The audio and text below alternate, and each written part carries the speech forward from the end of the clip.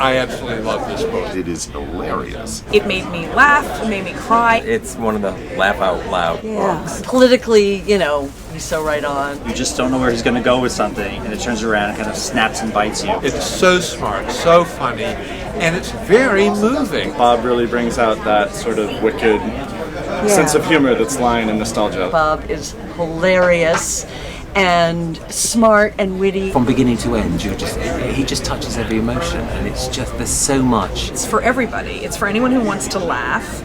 It's for anyone who's interested in sci-fi. It's for anyone who cares about their family. It's the kind of book that makes you wake up your sleeping husband and read them the funny sections. I have to elbow him in bed to shut him up. I wept and laughed at the same time. There's very few books that you laugh within a line. Everything's there.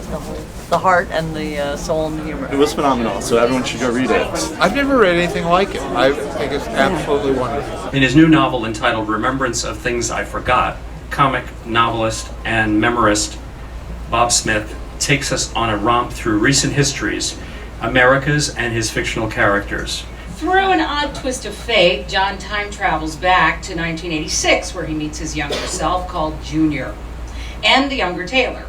Pursued by Vice President Dick Cheney, the trio race across country on a mission to stop John and Junior's sister's suicide and to prevent George W. Bush from ever becoming president. It was thrilling to see Times Square restored to its proper sleaziness. I felt a sense of pride that I'd lived in the Big Apple when it was still a symbol of sin and temptation, rather than rebranded for tourist families as a wholesome once-a-day fruit. I was happier living in New York, where people move with big dreams and then spend the rest of their lives proving the truism that no one's interested in hearing about anyone's dreams. All three characters, John Shirkston, his younger self, Junior, and the younger Taylor, are being chased by Dick Cheney, the vice president from 2006. How do I know you're not just trying to use me for a new disinformation campaign? You don't know. And I don't know if I'm being lied to by my contacts in the administration. They could be using me. But isn't that one of the greatest things about being an American? We're free to believe our government is lying to us and will never reveal the truth about anything. And what do your kids do for work? They work for me. Figures. Too stupid to go out and do it on their own. Probably no one else would hire them. I'd never seen Cheney angry close up before, but when his face turned purple, I understood why he'd had 4 heart attacks. Did you hear me? Get the fuck out of here! Her voice quavered briefly. I can't believe you made me use the F word in front of company! Cheney took his right hand and pressed a button on the watch he wore on his left arm. Obviously, he had refused to wear a bracelet. Cheney vanished, and our mother spun toward me, her blue eyes flashing. What the hell is going on here?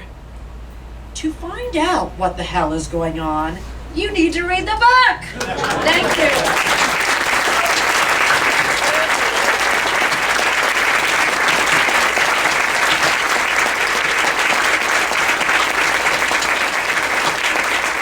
You should actually have the book come with like a packet of Kleenex. That would be good. Right on the front here, like one of those there's some designer marketing Kleenex. Oh, thought. with Dick Cheney tissue paper, with Dick Cheney's face, so the loogies get right into Dick's face.